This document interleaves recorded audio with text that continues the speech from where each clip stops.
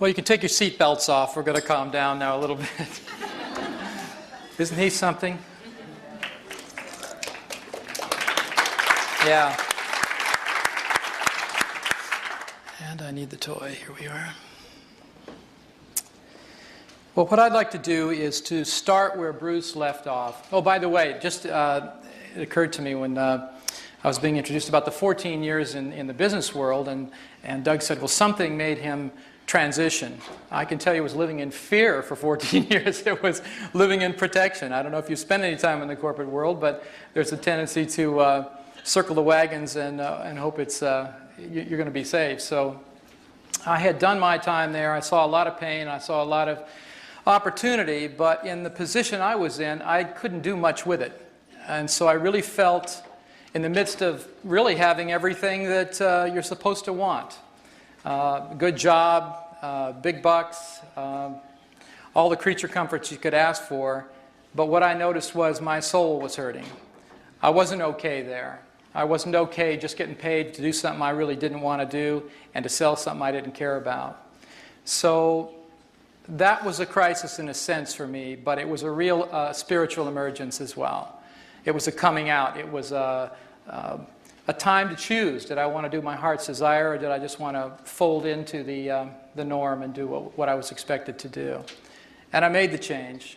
And 14 years later, I can highly recommend doing it. It's challenging at the time, especially when I did it and the way I did it, because I walked away from a very high-paying job, and it was a very good job by all people's standards, but it wasn't feeding the right part of me. So I'm here tonight, and I'm really grateful to Doug and to Bruce for the opportunity to share with you some of the things I've discovered over the last 14 years about the nature of change and about the nature of beliefs and their effect on our lives. So let's get going.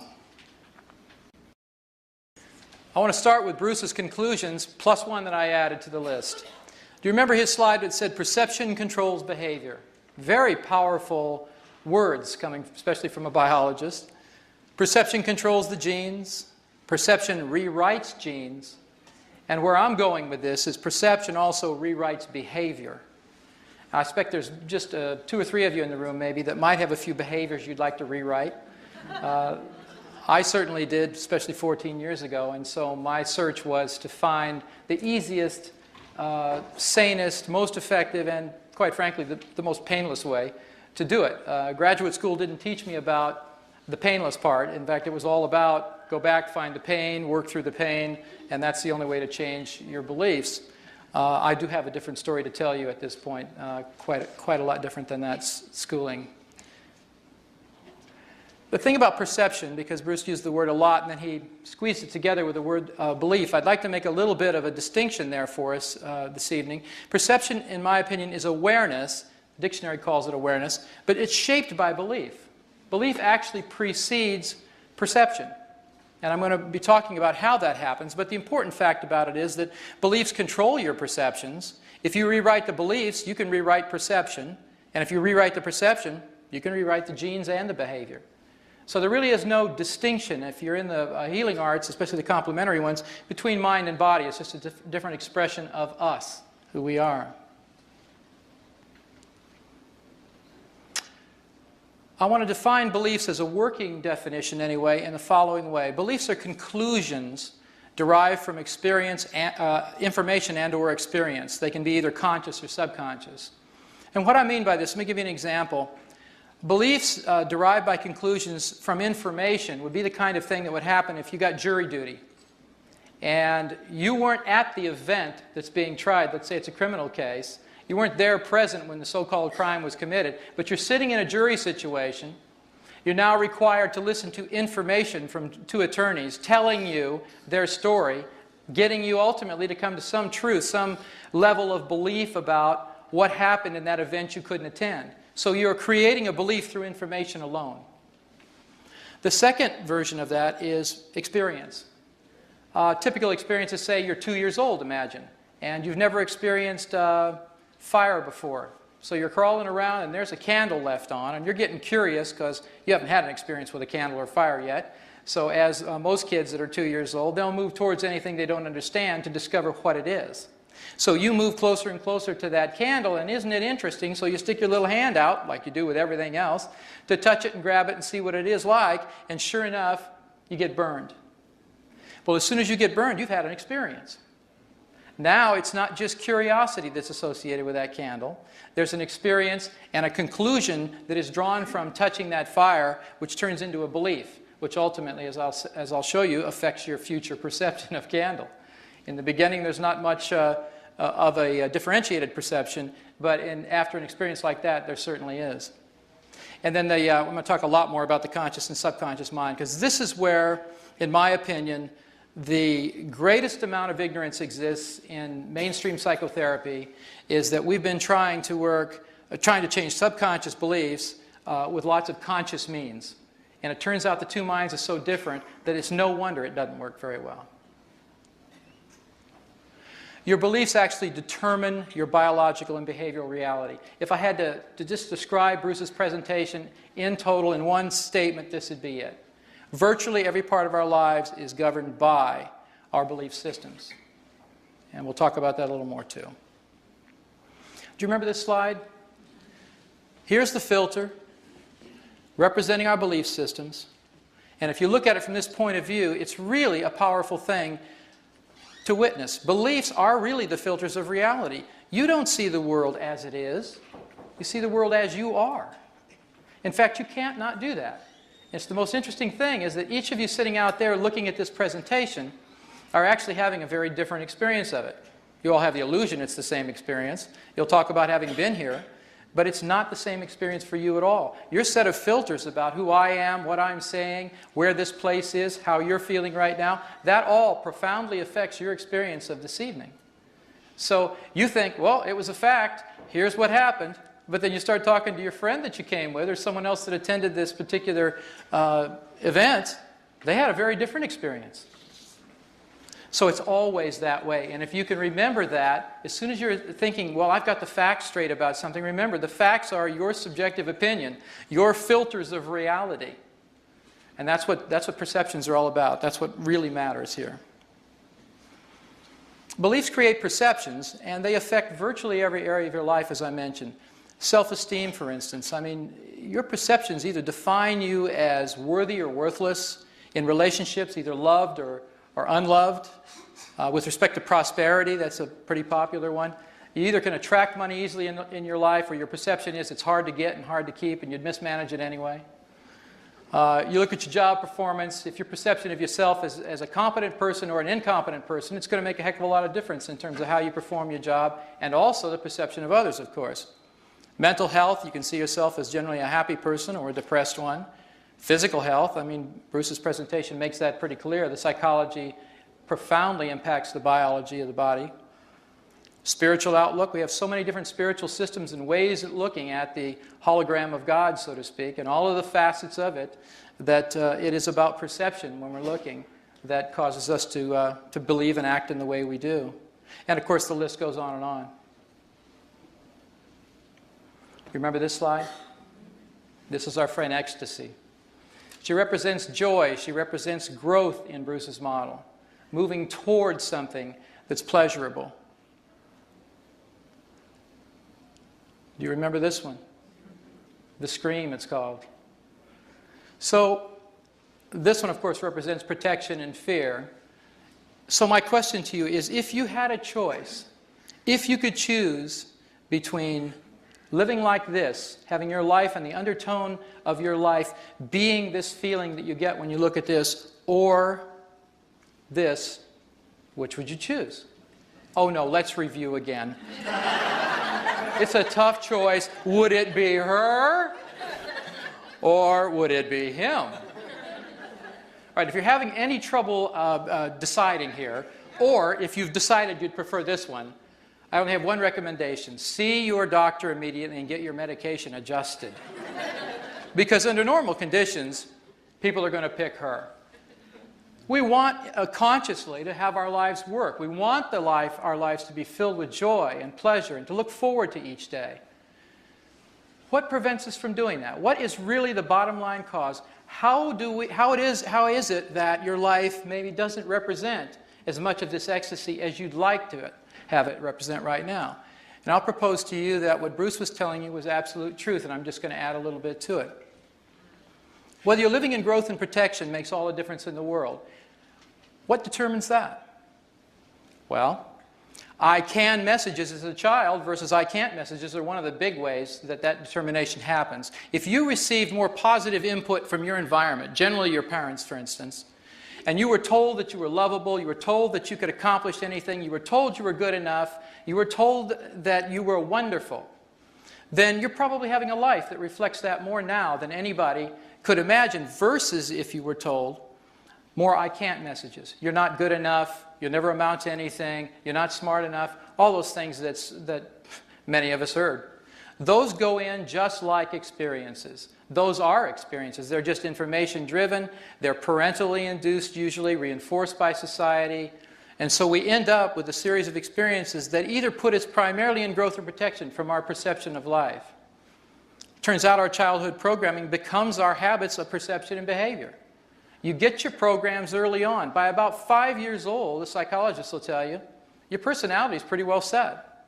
What they mean by that is, you've had enough experiences to draw conclusions about yourself, and now you're either looking at yourself through the growth or protection filters.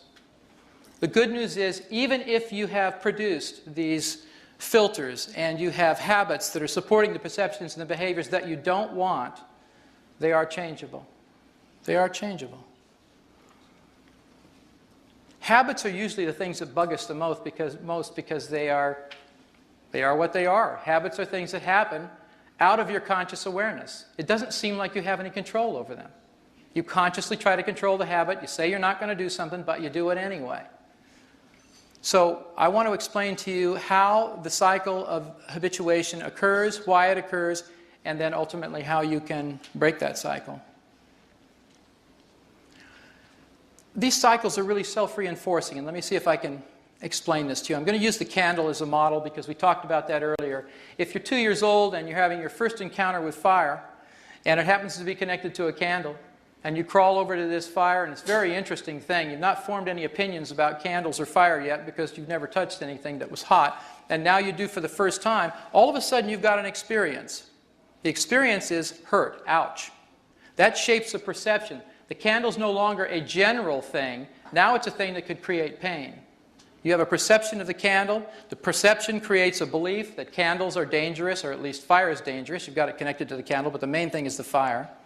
That perception then shapes your experience of this candle. The experience reinforces the beliefs. What happens is, the next time you see a candle, instead of crawling over to it and sticking your hand in the candle, your perception of the candle as a possible source of pain keeps you from doing that. The fact that you're not going to go over there and stick your hand in that candle again, you'll never again have the same nebulous sort of perception. You're going to have a very specific perception of candles, and you're going to watch out for it. Now, whether as a child you learned about hot from sticking your hand in the fire and you got burned that way, or as you get older you have more complex experiences, you get burned in other ways. You get burned in relationships, as they say. That's a very complex form of burn, but it's a burn nevertheless. And it usually leaves a mark so that next time when you look at that situation, whether it's a relationship or whatever it was where you got hurt, you're going to move away from that. You're going to move into protection. And it's a self-reinforcing cycle. So some of the good cycles, like learning that fire is hot and to keep your hand out of it, is wonderful. You don't want to interrupt those cycles. But what about the cycles of self-deprecation? What about the cycles that say you're not good enough? What about the cycles that aren't very generative, that you'd like to get rid of? Then it would be important to be able to break the cycles.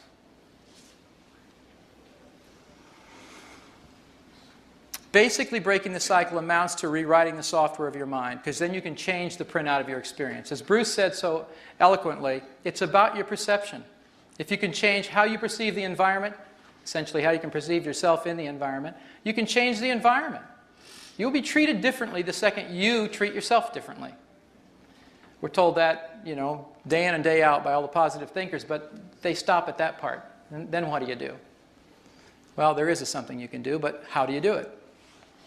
It requires two things, really, information and tools.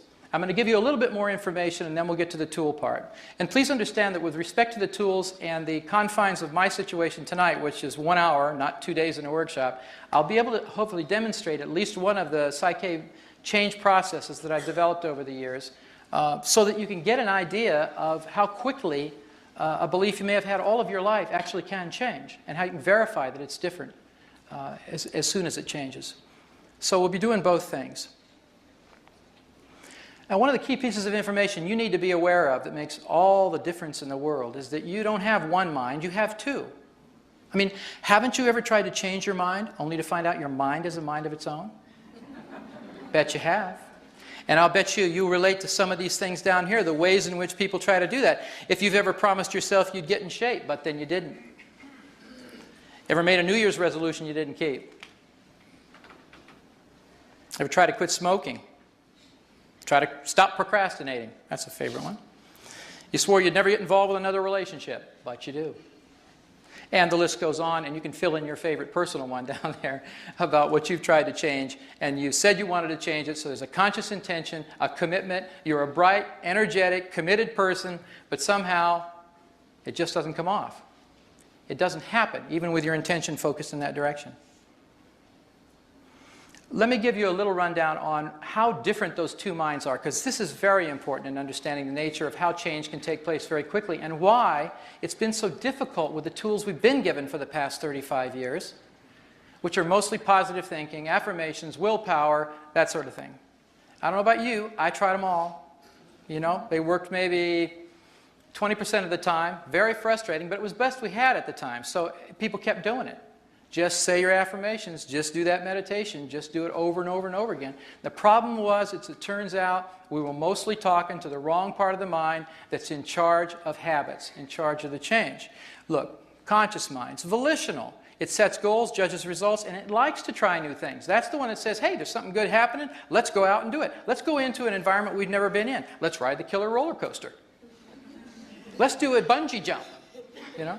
It's the one that would say, hey, that's a great idea. But your subconscious mind didn't like that at all. Subconscious mind says, it's busy monitoring the operations of your body, basic things like motor functions, heart rate, digestion, and it prefers the familiar. It's the part of you that likes to play it safe. It wants to know what's going to happen in the next moment. It doesn't want something new to contend with. Its basic job is to keep you alive and safe. So why would it want to bungee jump or get on a roller coaster? It's not interested in that. So remember, volitional and habitual, two different components of you completely. The conscious mind thinks abstractly. It's conceptually based. The subconscious mind thinks literally. It sees the world through your five senses. Bruce mentioned the five senses. You're going to see, hear, feel, taste, and smell. That's the only way the subconscious mind can know reality. The conscious mind is the one that reads all those self-help books. It's the one that says, yeah, aren't we inspired? Let's go for it. It's got all of that energy about what you're going to do. It thinks up all those really great ideas. But without communicating the ideas to the subconscious mind adequately, you usually don't go anywhere. You get very excited. You ever been to motivational speeches? I mean, just plain flat motivational speeches. I mean, when I was in the corporate world, boy, we just did a lot of those. And I'd go into those things and they'd just whip you into a frenzy. I was clapping and stomping and yelling and screaming and I was so happy. And then as soon as that motivational speaker left, so did the motivation. If you didn't get him or her to come back, which is the point of it, of course, come back and get that fixed, you'd get cranked up again. But there's a better way to do that. There's a better way to get to that place and to stay there, and it has nothing to do with motivation, actually. The conscious mind is responsible for short-term memory, the subconscious mind for long-term memory. Now, the short-term memory has a little trick to it. I don't know if you know this, but it's an interesting fact.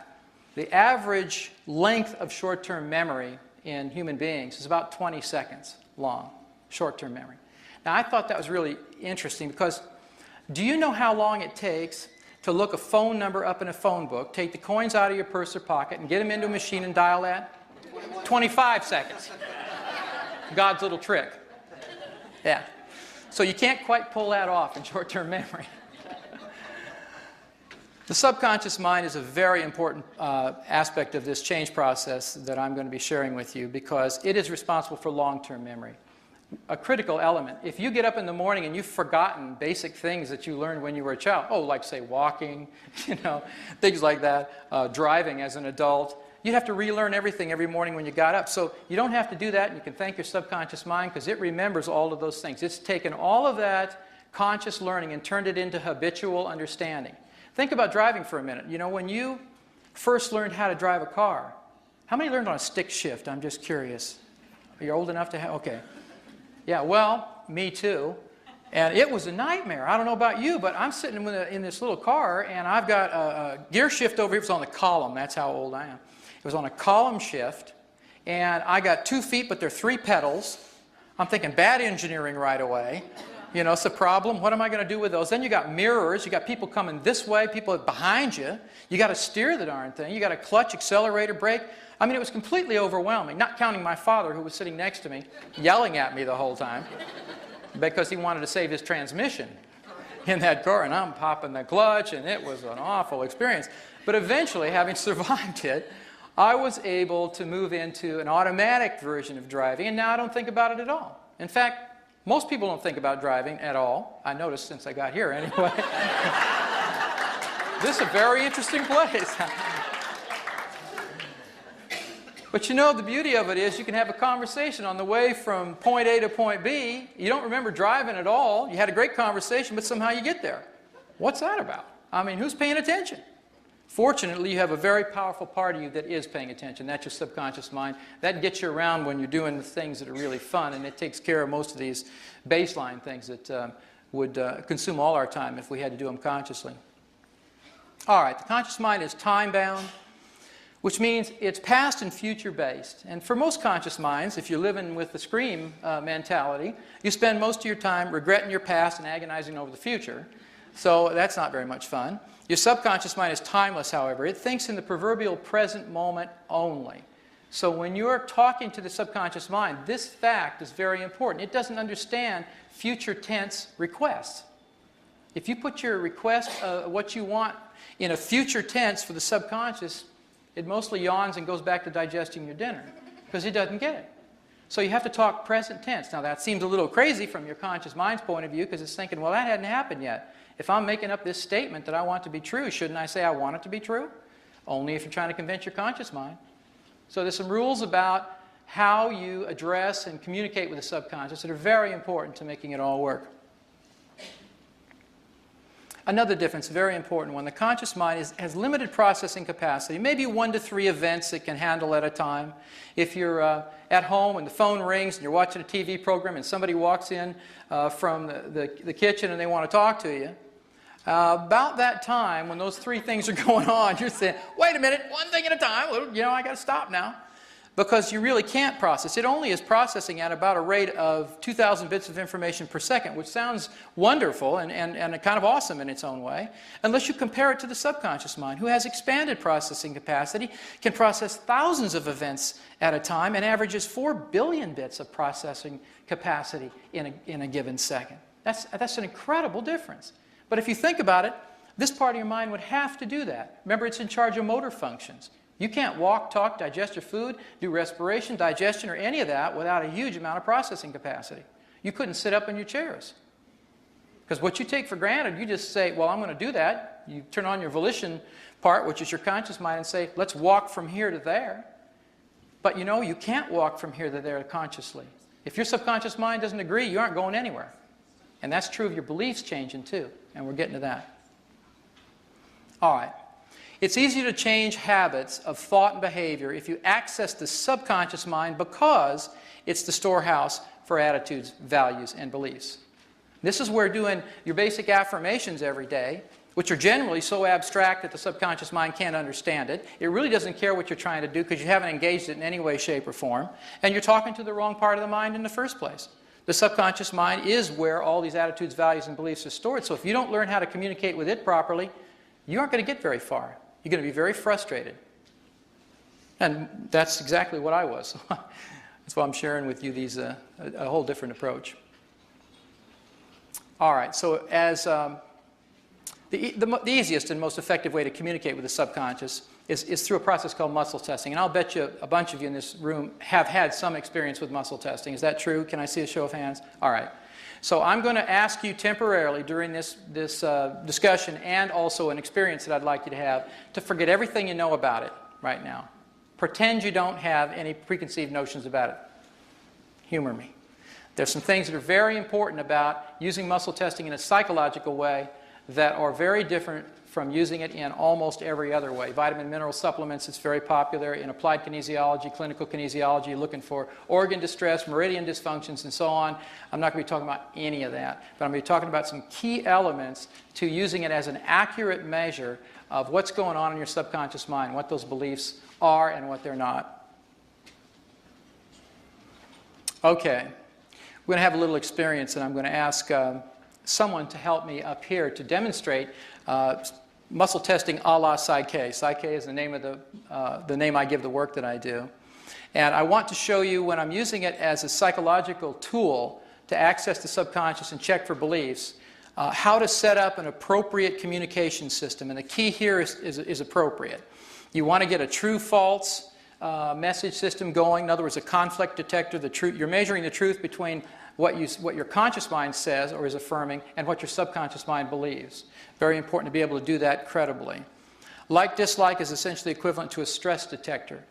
I learned this one to use muscle testing in this way when I got out of graduate school. I was doing sort of mainstream counseling. That's the insight-based talk therapy version where you come in and we sit down together and you tell me all your woes and I nod and say, yeah, that's interesting, tell me more about that. And you do. And then you come back next week and you tell me more about that. And you come back next week, you tell me more about that. Well, I got tired of hearing it, they got tired of talking about it, so I figured something's got to change here. And a part of me, which was really the business part, just said, wait a minute, there's got to be some kind of outcome here. I mean, business is all about outcomes, all about bottom line.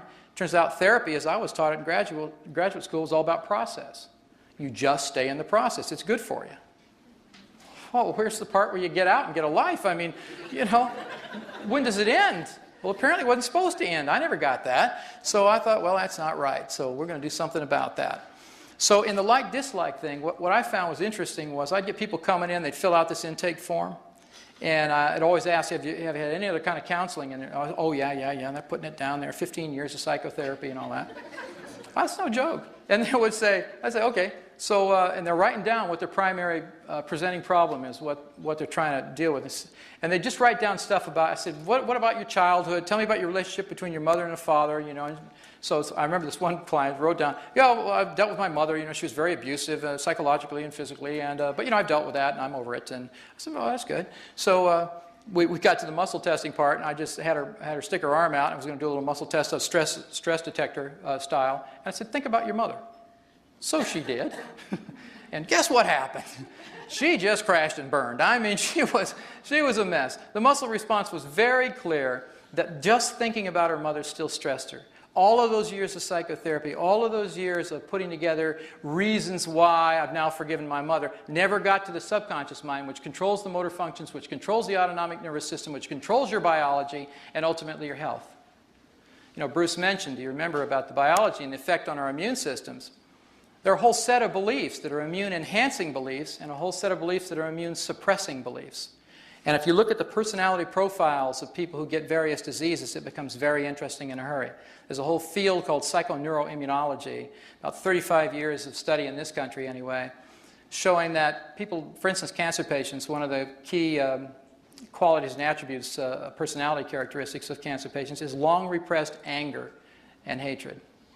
They're really angry at somebody else, but if you hold that anger inside you, guess where it gets directed? It's your immune system. So the question is, how do you let go of stuff like that? We're going to be getting to that. So third down here is setting up a yes or no communication system, because in this work that I do, it's essential that you can communicate with the subconscious in a way to ask it questions and let it determine even what process is going to be used within this model of PSYCH-K that I use. There are a variety of belief change processes, just as there would be if I was a carpenter and I had my little bag of tools. I'd have a pair of pliers and a screwdriver and a hammer at the very least. Because otherwise, if you just handed a hammer and you say, go build that house, well, you better find a lot of nails, because that's all you're going to be able to deal with. So you need some way to communicate yes or no, get yes or no communication from the subconscious. The last little note here, and I'll demonstrate this in just a second with someone, is where you position your eyes when you're muscle testing for psychological responses matters, as it turns out. And I'll show you, I'll demonstrate that for you. I learned this through, actually this little piece of it, through studying NLP years ago. They had made a big deal out of where your eyes are focused in terms of how you're processing in your brain. And what I found out when I first was introduced to muscle testing as a means of communication was that sometimes it seemed to answer correctly and sometimes the answers were really bogus. And I couldn't figure out what the heck was going on. And I finally pieced the mystery together and I figured out, wait a minute, sometimes people are saying things they're having no emotional response to at all. Your arm doesn't operate automatically. It doesn't go strong or weak for no particular reason. If you're not having a response to it internally, then the electrical signal sent from your brain to the muscle has no effect. So I want to show you how that works. And then I'd like you to just have an experience of this, because when I do a demonstration up here, I want you to be wired into what's actually going on and not just watching me do something up here that you're not familiar with. So I would like to invite someone who would like to help me demonstrate this muscle testing process to come up. Okay, would you mind? That's great. And you might want to come over here.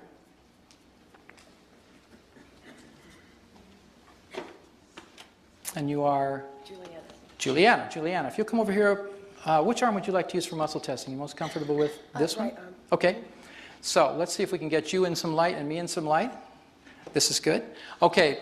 I'm going to demonstrate all three of these things, and then I'm going to have you do just one for the sake of time and for your experience. But what I'm doing is I'm standing next to Juliana's arm, rather than in front of her like this. I want her to be able to have clear vision over here and me out of her line of fire.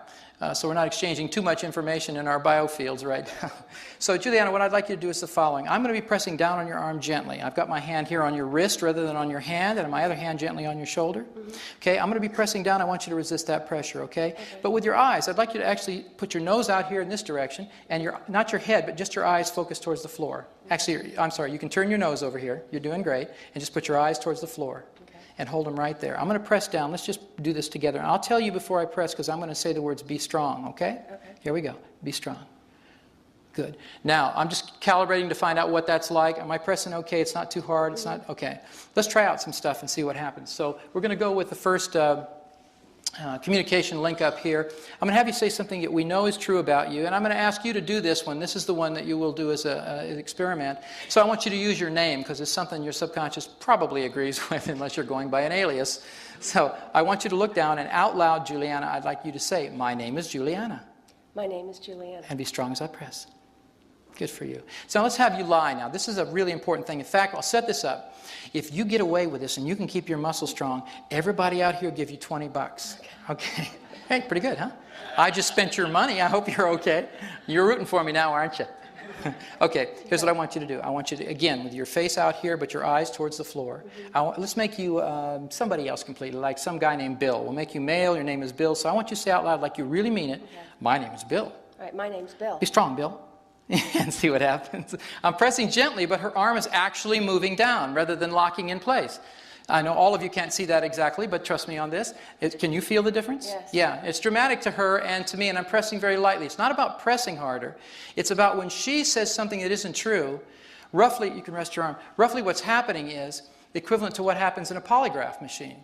The brain is actually changing frequencies. The signal is changing. It's going into conflict because there's no file in there, either the gender file, which says she's a female and she's affirming she's male, and the name file crashes because her name isn't Bill, it's Juliana.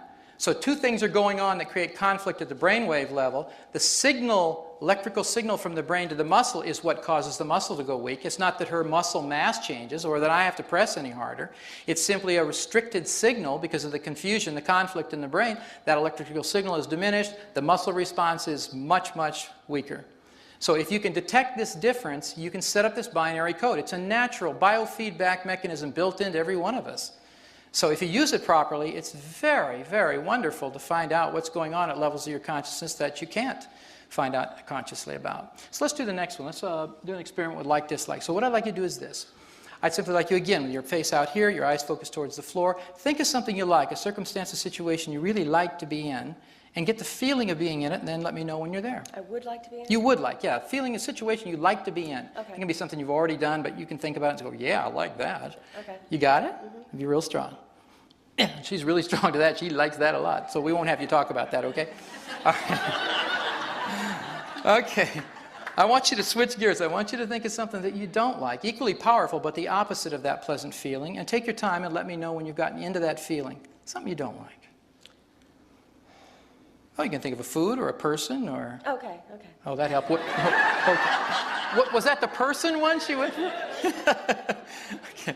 Take your time. You have to get into the experience of it. And you let me know when you're feeling the feeling of it. Got it? And be strong. Sure enough. Can you feel that? It's real dramatic over here.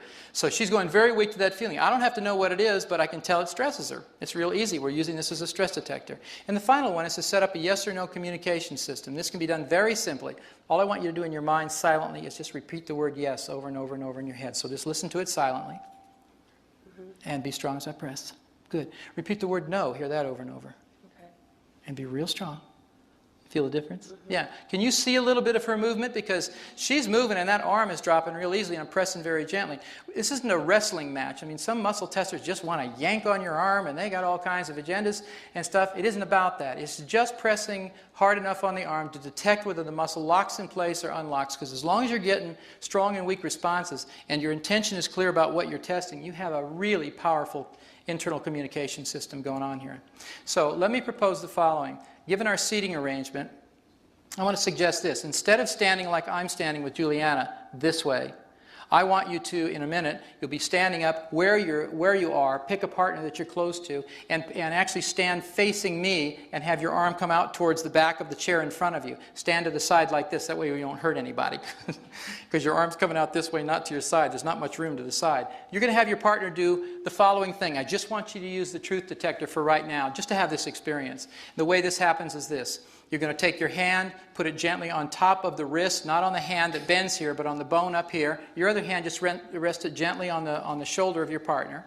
They're to be looking, their face is straight, but their eyes are looking down. If your eyes are looking down, you will be emotionally connected to the statement you're making. If your eyes move around, this may not work for you. So this is very important. Head straight, chin parallel to the ground, eyes focused down, and then have your partner say, my name is, and use your real name. So one more time, Juliana. My name is Juliana. And be strong. And I want you to say be strong just before you press, okay, to warn the partners. Because if you just jerk like that or you start pressing when they're not ready, you can't tell when the muscle's strong or weak. So let's switch gears. We'll make you somebody else again. This time you can be some guy named Jim. Imagine you're Jim. Say, my name is Jim. My name is Jim. Strong, Jim. You feel the difference. Yeah, it's really dramatic and you just press gently. I want you to have this experience because after a little while I'm going to use this muscle testing connection to demonstrate one of the belief change processes. So take about, it won't be more than 2 to 5 minutes at the most. I'll yell at you after a while, but I'd like you to have the experience both ways of doing muscle testing this way and just see how it turns out. Thank you very much, Juliana. Go ahead.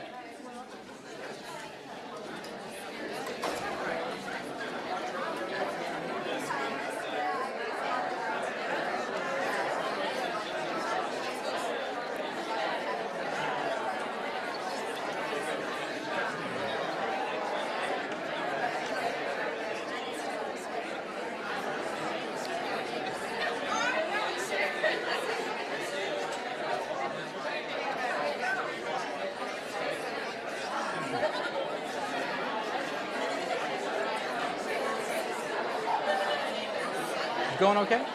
Yeah. I went over a little bit, but not too much, 5 or 10 minutes. It's okay. Anybody else looking for a partner? Remember to focus your eyes down. Look down at the carpet.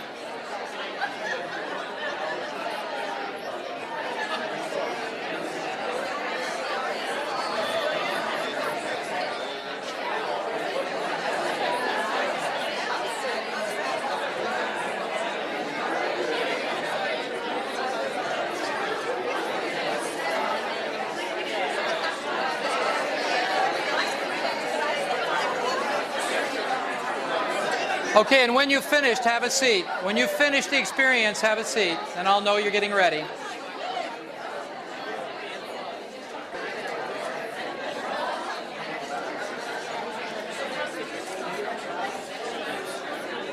All right. Let's bring it back.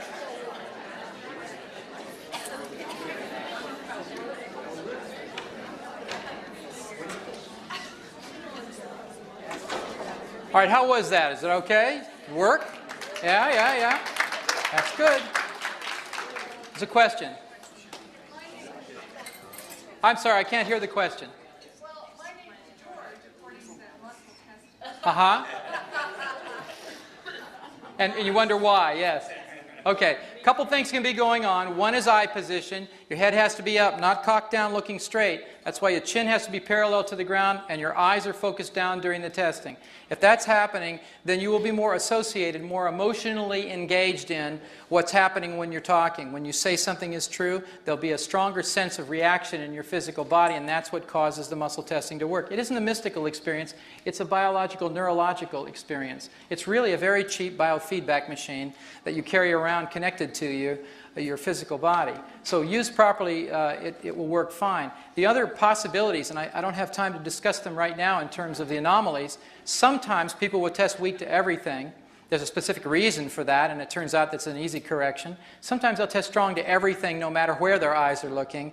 And if you're strong to everything, that's another condition in the body that's happening at the time, and there's a corrective procedure for that. But even here, you know, I bet you there 90+% of you had the experience as you normally would, and a small percentage may need some kind of tweaking, in other words, to make it work really well. If you've never experienced muscle testing before, sometimes it can just be plain surprising. You know, it worked. What's that about? Because consciously you walk around thinking you're in control of your body and your behaviors and your responses and all of that, and the fact is mostly you're not. Mostly you have your subconscious mind running the program, both behaviorally and biologically, and you're just not used to accessing it and experiencing it consciously. So muscle testing is a simple way to do that. So, on we go. Not only do you have two minds, you have two hemispheres of the brain, and this is one of the key pieces also associated with the change process. And I'm going to give you just a quick course, Hemispheres 101 here, so we can move along. Most of you are familiar with the basic concept of brain dominance theory. You have a left brain and a right brain, a left hemisphere and right hemisphere. The left side of your brain is really primary center for logic, linear thinking.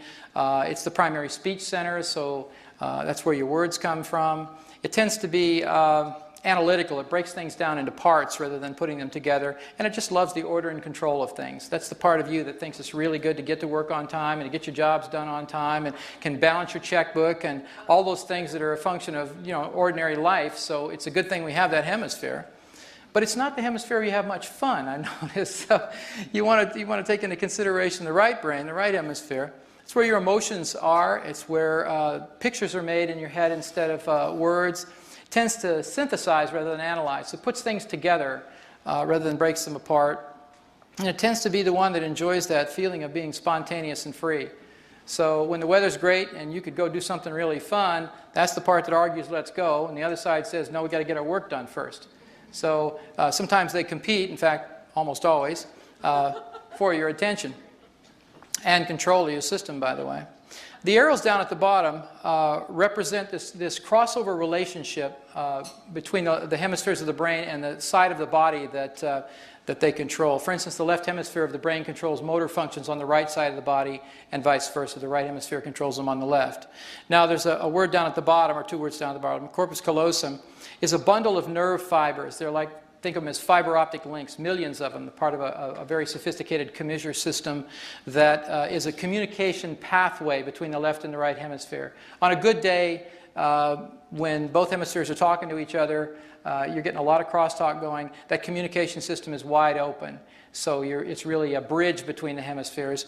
And when things aren't going so well, or you get stressed, as Bruce was talking about, the fight or flight response, what typically happens here is that commissure system, that corpus callosum, shuts down, like it becomes a barricade rather than a bridge to crosstalk. And so you will go into a favored hemisphere to deal with a given situation.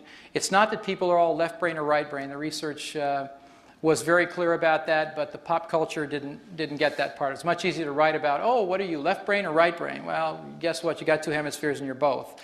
The issue is, in a given situation, if you learn to over-identify with the qualities and attributes of one hemisphere versus the other, you will do that habitually until that's changed. The ideal circumstance, obviously, is to have both hemispheres working all the time, to be in a state I call the whole brain state, because then you have all the qualities and attributes available to deal with almost any situation. You don't automatically go into protection in a situation unless it's warranted, and then you can go there, because sometimes fight or flight's a good thing. You know, You got to get out of there, get the blood out of the viscera, get it to the limbs, and get out of Dodge. So it's all right to have that happen, but you want to be able to control it. You want to be able to perceive your reality through both hemispheres at the same time. This little tidbit will come up in a little while, so I just wanted you to have a working reminder about it. The other thing is, the mind is not the brain. This is a very important concept. Bruce alludes to it all the time because he talks about it's about energy. I mean, in the final analysis, the physicists tell us it's all energy. So you've got a whole bunch of people here and here are complementary healers, and you say, well, do you do energy work? Show me something that isn't energy work. Allopathic medicine is energy work. What do you think the pills are? It's all molecules vibrating at some frequency. You're just ingesting them or injecting them or doing something, but it's all energy work in that sense. You can't not do energy work. Everything's energy. So remember that mind can really be described more aptly than calling it the brain as photons of light held in an electromagnetic field. We're talking about moving energy here. That's what healing's about. That's what change is about. That's what the mind is about. The brain is the gray matter inside your cranium. It's like the CPU chip in a computer. It's the physical thing that you can crack open your cranium and you got this thing in there, but that's not the mind. That's just the brain. That's a different deal altogether. It may be the central processing unit, the place where the energy patterns interpenetrate, but you know it's not even limited to the brain. Those of you who know about the energy field in general know that mind is not a function of just a connection to the brain part. There's some really important, long-standing myths about change that I need to address before I demonstrate what I want to show you. And that is, myth number one, if you've had a limiting belief for a long time, it'll take a long time to change it. Boy, that's a common one. I got so many people say, oh, it's so deeply embedded, Rob. You know, I've had this belief for 35 years, and it's just ingrained, and use all these anthropomorphic terms about how deeply it's embedded in your brain. You know, well, how deep could it be? You know, it's how many centimeters in there? You can get your finger in there and get one of the deepest ones. It's not like it's miles deep. What's that about?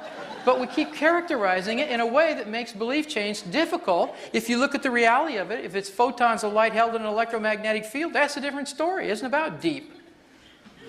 All right. Anyway, most of the time, changing subconscious beliefs is more like changing a document in a computer. The computer is photons of light held in an electromagnetic field. It's an energy phenomenon. You can't go into your computer and dig in there. How deep can you get into the hard drive? I mean, it's a little chip. It's the same concept, and we've really made it hard. It doesn't take any longer to change a document that's been in there for 30 years as it does it's been in there for 30 minutes. And that's mostly true with belief systems people have carried around for years and years. I've just watched this happen in private practice over and over again, and in the classes I teach, people will say, oh, I've had this belief for 50 years. I mean, it's just remarkable, just remarkable. I had one quick story about that. A psychiatrist is using a PSYCH-K in Denver. He had taken the classes, and he had, one of his patients was agoraphobic. You familiar with agoraphobia? It's the fear of being out in the marketplace in open places and so on. She'd had this agoraphobia since she was about, since she was a teenager, because she'd had it for over 50 years, and she was 60 plus years old. And it turns out it was an event that occurred in the eastern plains of Colorado. Her mother had taken her on a trip, and she was misbehaving, and so the mom said, you know, if you don't get your act together pretty soon, you're going to get out of the car and I'm leaving you. You know, today we'd be all traumatized by that, but back in those days, that's what your parents did. That's how they stayed in control. So the woman actually did stop the car because the kid kept misbehaving, put the child out, and she drove down the road. Well, not very far, but far enough to scare this little kid. And so she comes back, picks up the girl's in tears, piles her in the car, and they take off. Well, didn't take long before the little girl started to show these signs of fear of going out into open places. There are many places that are quite as open as the eastern plains of Colorado. I mean, it's a flat desert-looking place. So she had this association with this place and with this fear, and nothing they had done. They tried drugs, they tried all kinds of therapies of various kinds, and this guy, this psychiatrist, had just taken this IK class, a weekend class, the one I'm teaching this weekend, as a matter of fact, and so he got to a place with her. He just said, look, I've tried everything else. I got to admit, I just went to this weekend workshop. I don't know if this will work or not, if it has anything to do with it. So he didn't really believe in it. And then she didn't believe in it because she said, well, how can something like this affect a biochemical disorder? I mean, how can it work? And they both said, well, what the heck, you know, we'll just give it a shot. They did. In that one session, that agoraphobia disappeared. That woman was out driving a car within a week, going wherever she wanted. She had relatives she hadn't seen in the area unless they came to her house because she couldn't leave her house for all of those years. So it was just, I mean, that was a wonderful story and an amazing testimonial to the fact that I don't care how long you've had something, it boils down to photons of light held in an electromagnetic field, and if you can find the address of that belief and you can rewrite that software, you can change the outcome. So keep that in mind when you're saying, oh, I've had that for a long time, that'll be a tough one. Not necessarily. Myth number 2, changing old behaviors and thought patterns is difficult and often painful. This is the no pain, no gain myth. You got to suffer, suffer, suffer first, and then you can change. Not so. Thought patterns and behaviors are caused by perception, beliefs. They're represented by specific configurations of photons of light, the energy we're talking about. Change the field, you change the belief. Change the belief, and you change the behavior and thought pattern. So it's all about how do you isolate the belief you want to change, how do you get the subconscious mind to do the work for you instead of making it so hard trying to do it consciously. And we're going to be doing just that. Myth number 3, you need to consciously know what caused the problem in order to change it. Well, if I don't know what caused it, how can I change it? That's the mantra of mainstream psychotherapy, because they're having to change things by figuring out what it was, telling you what happened, giving you this powerful insight, and then making a huge assumption that insight is a sufficient condition to change. Now that's what really turned me around after I got out of graduate school, because I was sitting down doing that really well with people. We got real clear about why they were screwed up. They knew, I knew, but they were still screwed up. Unsatisfactory, unacceptable. They had to figure out a way to change that. How do you get to the behavior? Not just through this ton of awareness. I don't know about you, I'm up to my eyeballs in insights. Spiritual insights, psychological insights, all these insights, and then you got to wonder, well, why does my life look like all these wonderful insights I've got? I mean, true.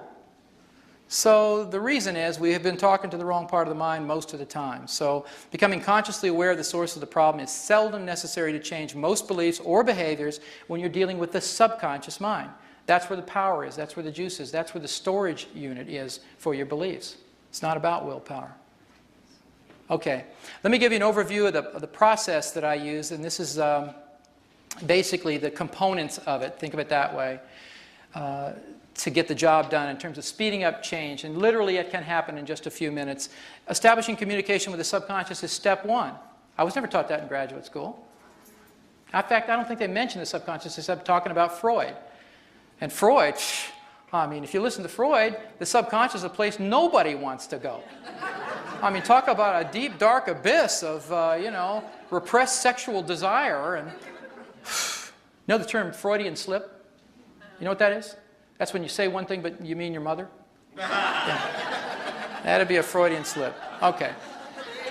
So nobody wants to go there because they've made it a horrible place to go. But the fact is, it's no more horrible than your hard drive. You go to your hard drive all the time. If you open your computer and you get documents out of there and stuff, that's energy. So we're going to be communicating with the hard drive here. You're going to pretest a desired belief statement. That's a very important thing to find out if your subconscious believes it or not. Like Juliana was very kind to come up here and give her attention to this process, and I had her say something that was pretty non-threatening, you know, my name is Juliana. But what if I had said something like, had her say something like, I love myself unconditionally, or I trust that I am a wonderful person, or anything that she would desire to be and to know about herself. Then all of a sudden the rubber meets the road. Now you're finding out from your subconscious mind, do you agree with that statement or do you not? You may have done tons of therapy, you may have been saying affirmations and meditated for 25 years, and I tell you, surprise, surprise, you know, you'll say something you think is true and you do believe it consciously, but your subconscious mind never got the message. And that's the part that really needs to get it in order to have behavioral change last. That's why so much change tends to be temporary and made out of lots of willpower. All right, so we've got pretest the statement, get permission and commitment to change the belief using a PSYCH-K balance. The balance processes that I use, I call them balances because essentially what they do is they create a balanced identification or perception of the left and right hemisphere of the brain at the same time for the new belief. And by doing that, using this whole brain integration process stuff, you can reduce the resistance to internalizing a new belief very quickly without all that effort and struggle. And the permission and commitment thing is really important. I've noticed in conferences I've attended for energy psychology, as an example, many of the processes make huge assumptions that if you have something that looks like it needs to be fixed, it actually represents something that's broken. I don't know about you, but a lot of times whatever you call broken is a messenger. You know, that message is there to that pain or difficulty or whatever you call dysfunction is there to teach you something, and you kill the messenger. So I found that it's much wiser to find out from the subconscious. It's even a good idea to do what you're talking about consciously before you do it. It saves you a lot of grief later on, and you don't have to get the proverbial 2x4 returning to get your attention because you managed to get a symptom to go away. This isn't about treating symptoms. It's about the cause of the symptoms. And then we'll do a balance, which is the process for change using whole brain integration of some kind or another, different varieties of that. We'll post-test the belief statement because it gives you a physical muscle response that's going to be different than in the beginning. So you have an objective way to measure a subjective change. You don't just say, well, how do you feel? And you go, well, fine, you know, you look good. All right, see you next week. It's not that. You know before you leave the interaction whether that belief resides in your subconscious or not. So there's a way to know it for sure. And then celebrate the change, and that's my favorite part. So we'll be doing that. Okay. So, let's see. I want you to take a look at some of these messages. What I did was I distilled some of the key messages that over the years of doing psychotherapy, I found that many people internalize from their childhood. You'll never amount to anything. You're worthless. You're not smart enough. No matter how hard you try, it's never good enough. Money's hard to come by and hard to keep. You don't deserve to succeed. No one will ever love you. And Bruce's favorite, you're going to get cancer because it's genetic. This one, at the bottom, of course, you can make generic, which is you're going to get whatever disease you're predisposed to because it's going to get passed along in your family. So it doesn't. I'm just putting it out there to let you know that it doesn't matter what disease you put in this category of cancer. It's the same notion that I'm helpless and the situation is hopeless. I'm just going to get what I'm getting passed along. So these may be some of the messages that you got. And the question is, what if you could change them? What if you could have anything on this list? What if anything on this list could be true for you? What I'm going to ask next is, I'm going to ask somebody else to come back up to the stage, and I'm going to facilitate a process, first of all, to discover whether the belief that seems desirable to you is currently true in your subconscious, and if it isn't, then I'm going to facilitate a process to make it so. It'll take just a few minutes to do that. And so what I'd like you to do is just read down this list, and if one of these beliefs calls to you and just says, boy, I want that. It may not be true right now, I'm not sure, but I'd be willing to come up here to make sure.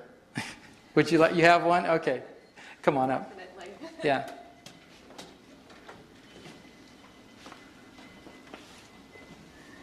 Get this one. I might actually be able to finish my PhD. And which is that? I deserve happiness and success in my life. I deserve happiness and success. And your name is? Karen. Karen. Okay, Karen, I'm going to have you come over here, please. Like about so. And I'm going to have you put your arm out. We're going to do a little muscle testing together. Can I have you turn this way just a bit? Thank you. With your chin parallel to the ground, your eyes focused down and open. I'm going to press down on your arm. I want you to be strong if you can. You ready? Okay. Be strong. Okay.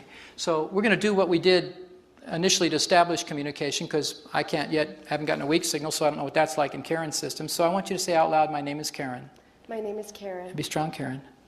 Good. Say, my name is Frank. Be a guy named Frank. My name is Frank. Strong, Frank. Okay, can you feel a difference in that? Okay, I'm not pressing hard. I don't want to press hard. I'm not trying to make this dramatic. I'm just trying to press hard enough that she can tell when the muscle locks in place and when it unlocks. So we're getting a very clear signal here. Just for fun, I want you to do in your mind silently, repeat the word yes. Hear that over and over in your head. And be strong as I press. Okay, repeat the word no over and over. And again, be strong as I press. Good, you feel the difference? Yeah. Big difference. Okay, Yeah. so what we're going to do is we're going to make this a little juicier now. We're going to have Karen actually say her desired statement out loud. We're going to test it against what the subconscious mind currently has residing in there as a set of beliefs and see if she has any beliefs that support that. She may actually not believe it consciously. It's possible she could already believe it subconsciously, and we don't know that until we test. So if you'll put your arm out again. I'm going to have you say your statement out loud, which is, I deserve happiness and success in my life. Look down and say that like you mean it. Okay. I deserve happiness and success in my life. And be real strong. Oh, nice try. Please, God, make it work. That's about wanting it with all your heart and soul, but not having the program to support it. And that's what I mean. You know, you think, oh, geez, I've tried it, and I want that, and I'm really desirous, and oh, I'm all lined up, and your subconscious says, sorry, you know, no software for that one. All right. So what I'm going to do now is I'm going to demonstrate a change process. And this is different than teaching it, so please forgive me in terms of not being able to have the time to explain each little detail. That's why it's a 2-day workshop. I can't make that into this hour or so that we have together. But I'm going to facilitate this with her by going through the protocol, generic protocol I showed you, and we'll see what happens. So if you put your arm out for a minute, please. Okay.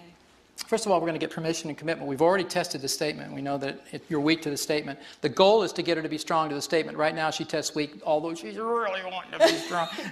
And I can understand that. All right, so I'm going to ask a couple of questions. You don't have to repeat any of this out loud. Just listen. And then I'm going to muscle test for yes and no responses and so on, okay? Okay. All right, it's safe and appropriate for Karen to balance for this goal now. So be strong, Karen. Good. We get a nice, strong response indicating yes. All parts of the system are ready, willing, and able to balance for this goal using a new direction balance. So be strong if you can. Good. All right, her subconscious mind just agreed to one of the several PSYCH-K patterns. You might be asking yourself, how could she know what that is? Well, I'm not asking her conscious mind. Turns out I'm asking her subconscious mind. And the real magic of this is lots of information is shared subconsciously that you're not aware of at all. Every time you walk into a room, especially if you're as close as I am to her right now, much information at the 4 billion bit processing level is being exchanged between us. So if I know what a new direction balance is, turns out I do, I muscle test her and her subconscious mind can actually give me a response to that because it can access my hard drive. It's very interesting about this stuff because I did it in foreign languages just to prove this to myself. What a trip. I got muscle tested in Mandarin Chinese, and my subconscious mind knew what this person was saying. All the muscle responses were correct for the questions that she was asking. So it gets really interesting in a hurry. All right, so here we go. We've gotten as far as doing the actual change process. I'm going to require a chair for this, so if you'll hold on right here, I'm going to grab one. Or I'm not. Oh, here it is. Thank you. All right, I'm going to put you right there, and you can sit down in that chair. Okay? So what we're going to do next is we're going to utilize some of this left-right brain integration technology I spoke about. We're going to set up a system so that Karen's mind can maximize her perception, left and right brain at the same time, while she internalizes this new belief. This is different than just saying affirmations, and I'll explain a little bit about that while she's going through the process. To determine the best way for her to achieve this left-right brain integration, we're going to use her physical body because it's an electrical system. If she crosses her ankle one over the other, her electrical field actually changes. I don't know if you know that, but when you cross your ankles or your legs, you're really changing the field in your entire body. Same with your wrists. Any place you can cross the midline of your body makes a different electrical circuit, just like a circuit board. So watch what happens. If you put your arm out like so, please, and cross one ankle over the other, doesn't matter which one, looking down again with your eyes, I'm going to press down, you see if you can be strong. Okay, switch your ankles the opposite way. Let's see if it makes any difference when I test. And be strong now. Ooh, you see the difference? Go back this other way. Apparently there is a clear preference here. Be strong. She's real strong when she crosses right ankle over left. And remember, this is all in relationship to this goal. This is not a general thing now. We're into a belief change piece. That's the target. And her subconscious mind is telling us, hey, this is the way I need to be configured optimally to get this belief to be true. So while your ankles are in the position that caused the strength, I want you to do the following with your wrist. Put one on top of the other straight out in front of you like so. I'm going to press down on both of them, and I want you to be strong if you can. Strong now. Okay, switch them the other way. Let's see if it makes any difference. Be strong now. You tell me which one feels stronger. Go back to the other way. Be strong now. Okay, and back the other way. Be strong. Yeah, this way does, doesn't it? Like yes. So. Yeah. We're getting a clearer signal. I just had to test a couple times because the difference is fairly subtle. So what you do with your hands now is just go ahead and interlace them like this. You can rest them in your lap. Okay. Here's what I want you to do. And then I'm going to have a little chat with the group while you're doing it.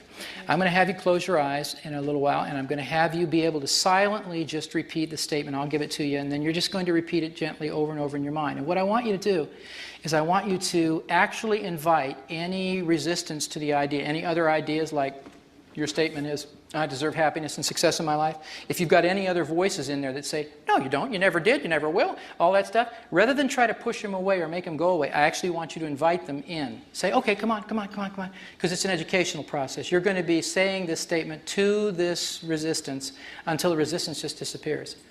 So until you feel either a mental, emotional, or physical change, keep your eyes closed and keep saying the statement to yourself. When you feel that shift, I want you to open your eyes and we'll do the next part of the process. Okay. Deal? Mm-hmm. And I'll amuse everybody out here while you do this. Okay. So I want you to close your eyes, silently begin to say the statement, I deserve happiness and success in my life. And while Karen is doing that, I wanted to make a couple of comments about what's going on. we've configured her body, not according to my guess or my judgment about what she needs, but her subconscious mind, which knows how that belief is blocked. It knows exactly what software needs to be rewritten to make it so, and it's in the process of doing so right now. It's different than meditation, because most meditation is single-focused and all other ideas must go away. You notice the instruction I gave her wasn't to do that. It was to say the statement and invite these other ideas in. It's not prayer, because you're not really asking for intercession in some way. Come, please help me. It's not that kind of thing. You're just affirming this belief over and over. It's not visualization. It's not positive thinking. It's simply affirming a statement to be true, educating the parts that are in resistance, and doing it through the filters of whole brain integration. While in this posture, she can't think of the downside of this the way she used to.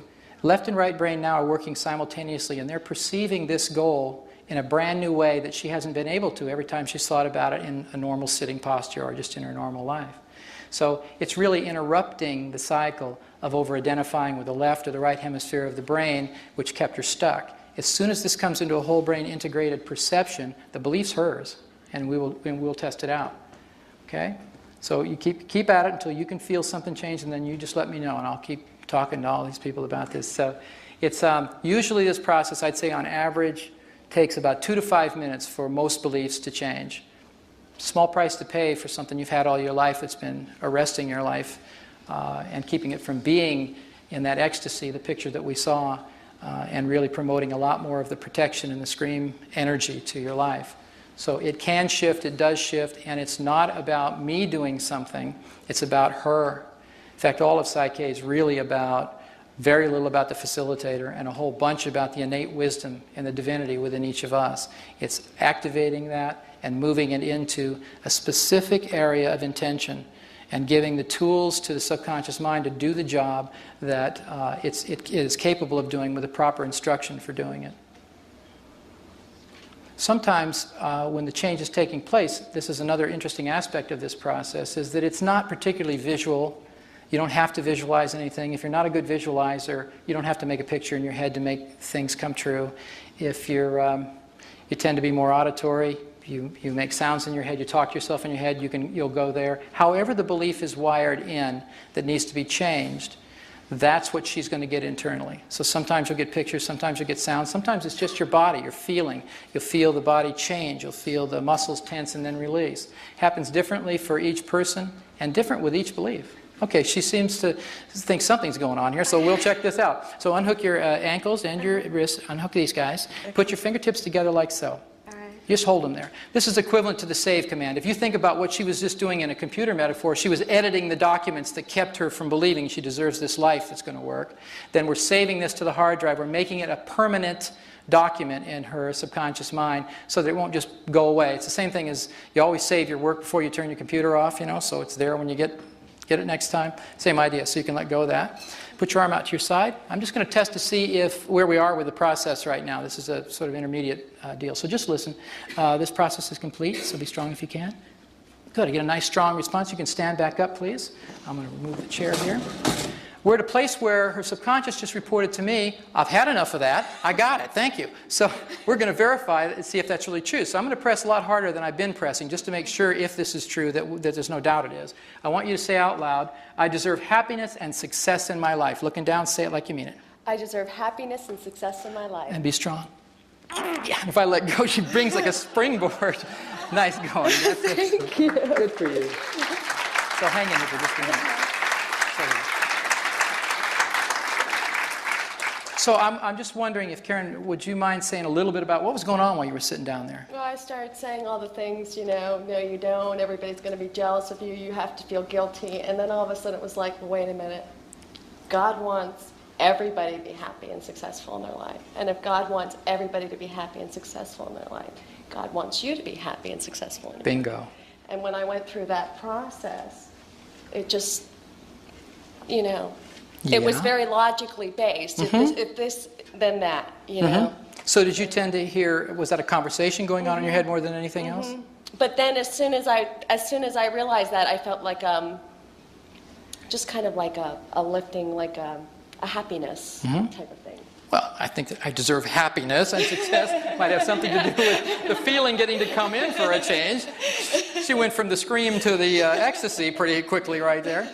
Thank you very much. Oh, thank Enjoy the you. change. Okay, thank you. Okay. Yeah. Thank you for volunteering.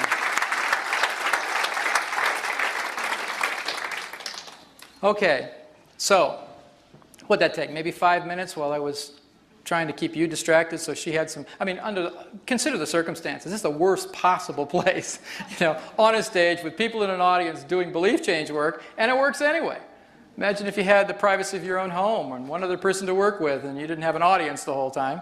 How simple things are. It's just been remarkable, my experience in the change work. When this work came in, and I say came in because I didn't sit down and analytically develop PSYCH-K. It really was one of those born out of a moment of terrible frustration with graduate school training and other things I'd tried. All of a sudden, entire patterns of change were just downloaded in my computer. I went in my house literally and typed the information into a computer and said, okay, that's interesting. I wonder what that's about. And then I just read off the sheets and learned the work that way. It was very interesting. And this was 14 years ago. So I was very skeptical, didn't believe in muscle testing because I'd never experienced it, didn't believe in these patterns until I could experience them myself. And when I saw the really miraculous changes that were taking place in short periods of time, physically, emotionally, spiritually for people, I finally just said, okay, thank you, and I'll do it. So it's, you find your path and you stay with it because it works.